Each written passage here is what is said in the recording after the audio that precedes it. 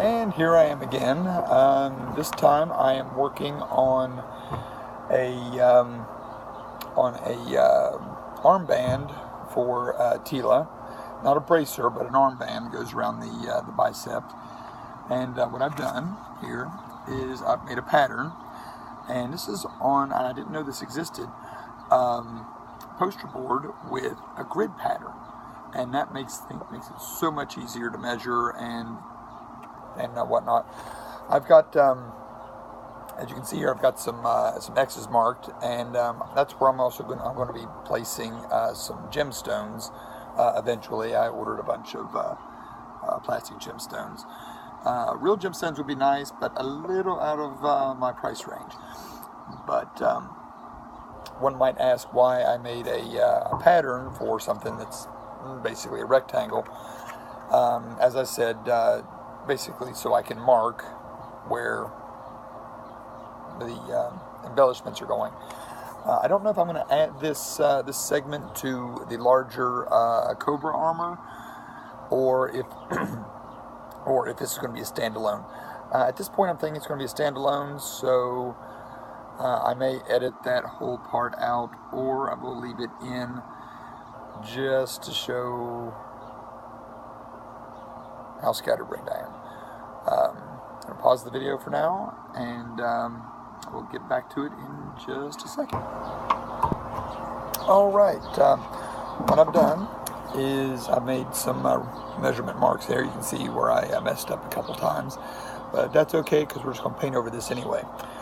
What I've done is I've made what's known as some scoring marks in the foam with my razor knife here. And what we're going to do, and I may or may not have mentioned this in the Cobra Armor video, but we're going to do what, we're going to hit it with a heat gun, and what that does is it, one, it seals the foam, and two, it makes these score marks stand out.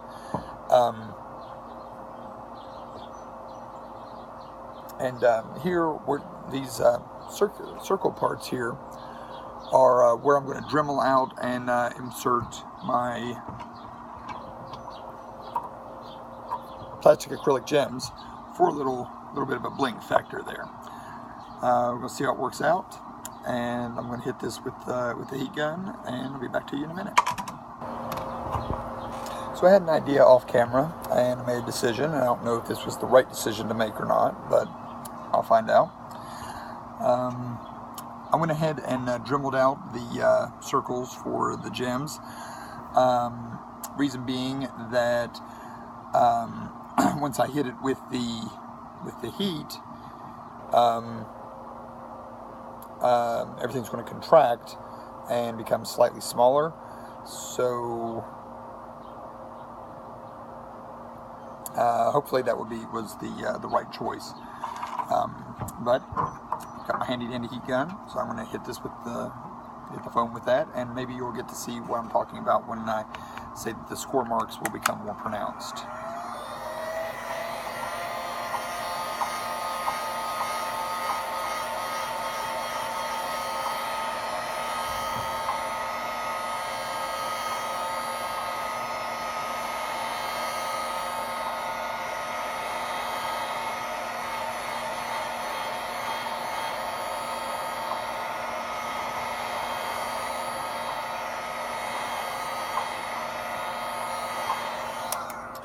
Okay, here's what we got. You see the border around the edges there? That's what I was going for, and you can do this. You can put as many score marks as you want. For this particular item, all I'm doing is just, like I said, the armband, and you can get that same effect. Another method to do this would be to use a soldering iron and very carefully go with the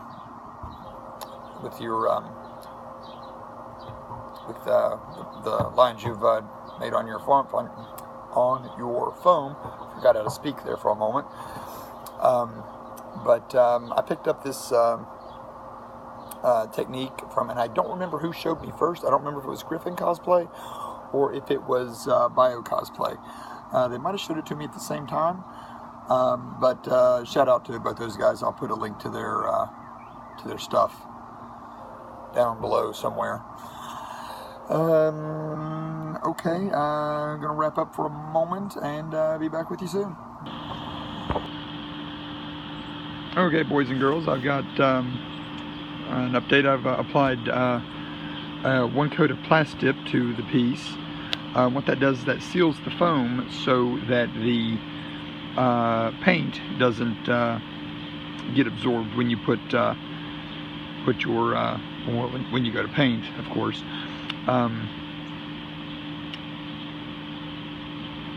This is the first coat. I usually like to put 2 or 3 coats. This is black plasti-dip.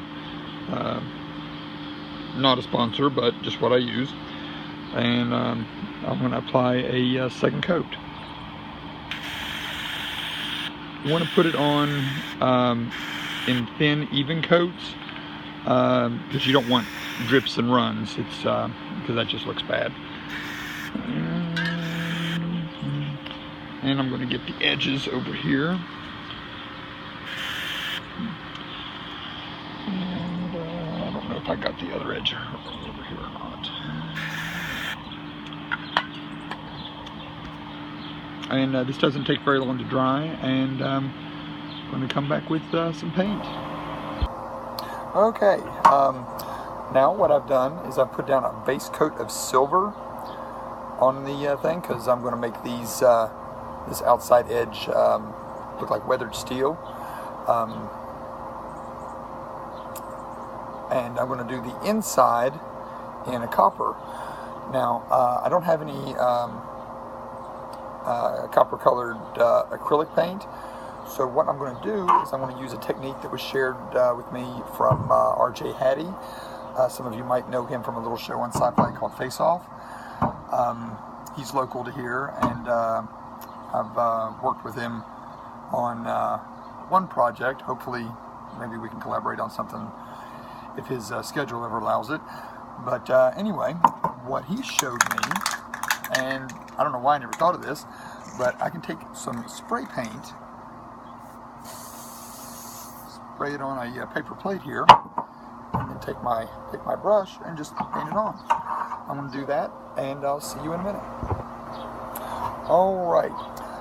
What I've done is I've painted on the copper color with a paintbrush, and it's a little uneven, but that's fine because we're going to apply some weathering to this, and then after that we'll attach these little things, and hopefully it will look okay.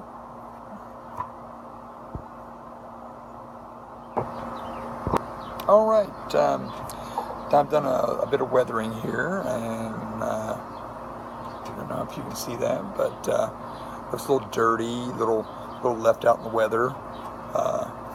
Doesn't really matter which way this goes. And I guess the next step will be to put the gemstones in. Yes, before anyone mentions it, yes, I'm aware that copper weathers differently than steel. It tends to get like a teal, greenish, blue cast to it. Well, I've decided that this is not copper. It is a copper-like metal that doesn't actually do the whole blue-green thing. So there, because I said so. Be back in a flash. Okay, here we go. All done. All I really have to do is put a piece of Velcro on the back but this is a armband or cuff, and I think it looks pretty nice. Let me know what you think down in the comments, and if you like this video, like and subscribe if you want to see more videos like this. Let me know. If you hated the video, let me know that too. Signing off until next time, and keep cosplaying. Keep cosplaying? You could come up with something better than that. Cosplay on? Cosplay forever? I'll work on it.